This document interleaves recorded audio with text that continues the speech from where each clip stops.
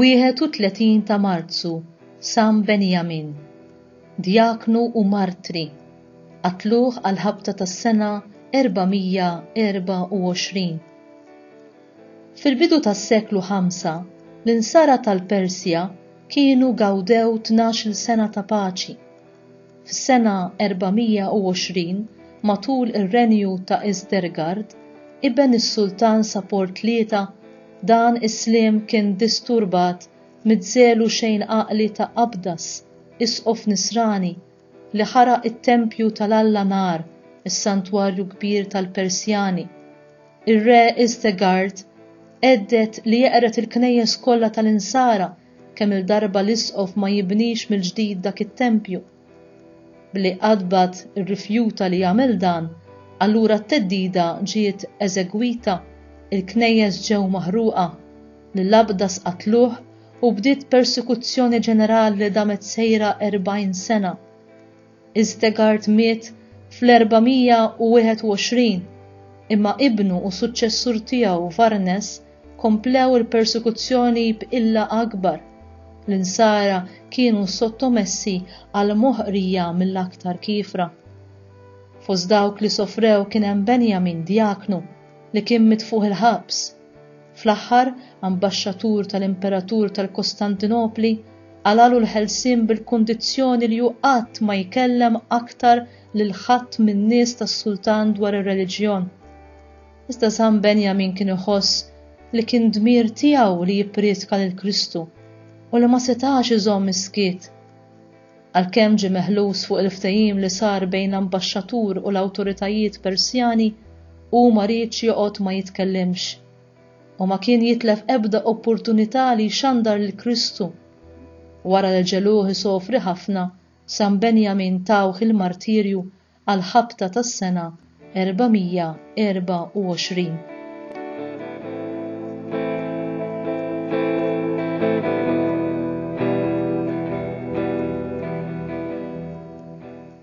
San Benjamin ħa bis-serjetà il-kliem ta' Sidna Ġesu meta qalilna: kull min jistqar quddiem il-bnedmin li huwa miegħi, jien ukoll nistqar li jiena miegħu quddiem missieri li hu fis-smawiet.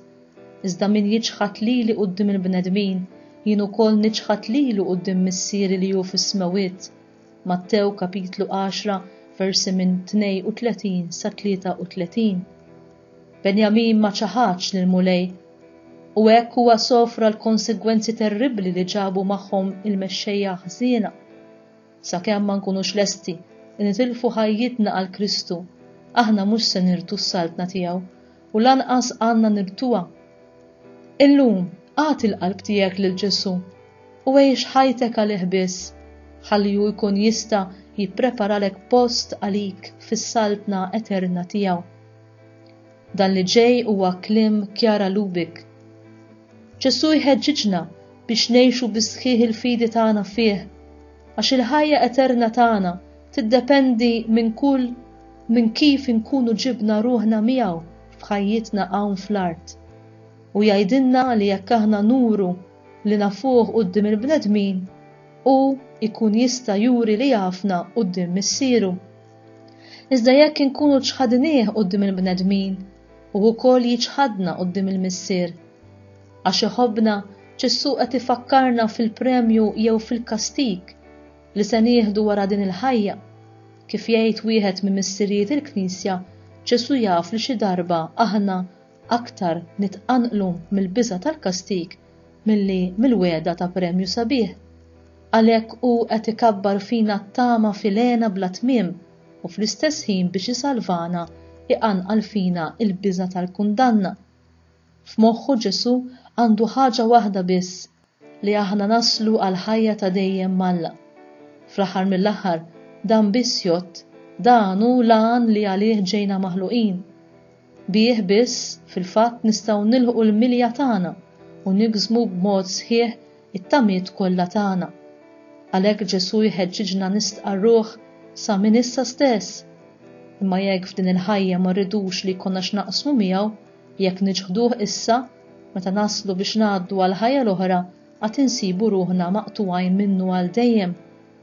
Meta naslu fit-tmiem il-ħajja tagħna hawn fl-art, Ġesu mu se jagħmel xejn qar li jikkonferma quddiem il-Missier l-għażla li kull wieħed ikun għamel f'ħajtu bil-konsegwenza li din l-għażla iġġib magħha.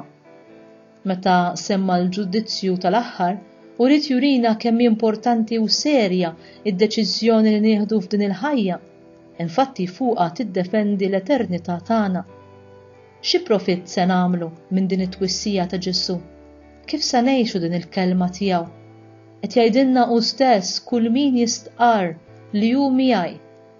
Ejjew mela niddeċiedu li nistqarruh quddiem il-bnedmin bis-sempliċità u mingħajr ħabi. Ejjew nirbħu r-rispett uman, m'għandniex inkunu medjokri u nies li jaslu għal kompromess. Dan kollu jiġi fix-xejn il-ħajja tagħna ta' vera nsara. Rridu niftakru li aħna msejħin biex inkunu xhieda ta' Kristu.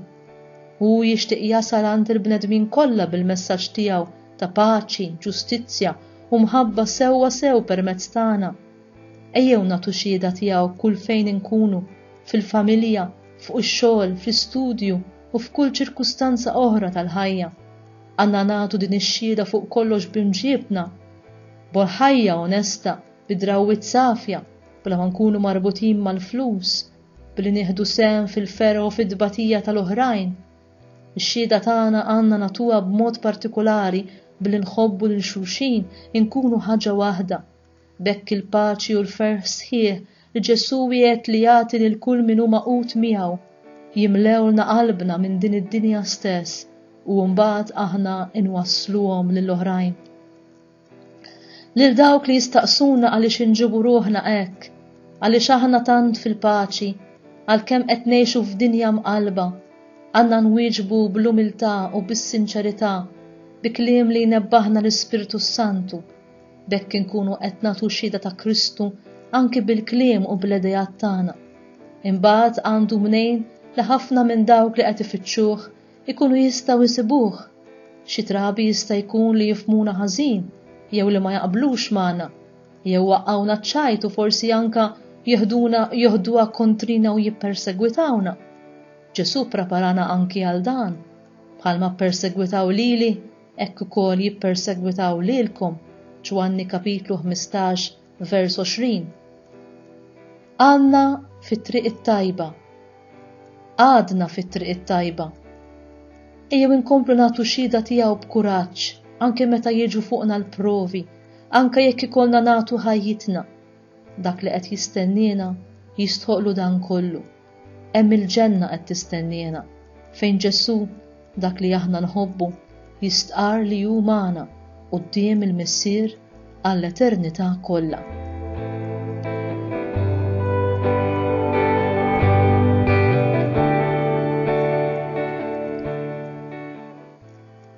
Talba. Għażiż Ġesu, għamel li aħna qatt ma nibżgħu nistqarruk quddiem il-bnedmin billi nsemgħu leħenna b'imħabba għalik u nuru li aħna tiegħek u miegħek. Nitolbuk li bħal San Benjamin aħna nkunu dejjem lesti li nagħtu xhieda tal-fidi tagħna, anke meta affaċċjati minn persekuzzjonijiet u diffikultajiet ta' kull xorta. Nitolbuk dan bi Kristu Sidna. Amen.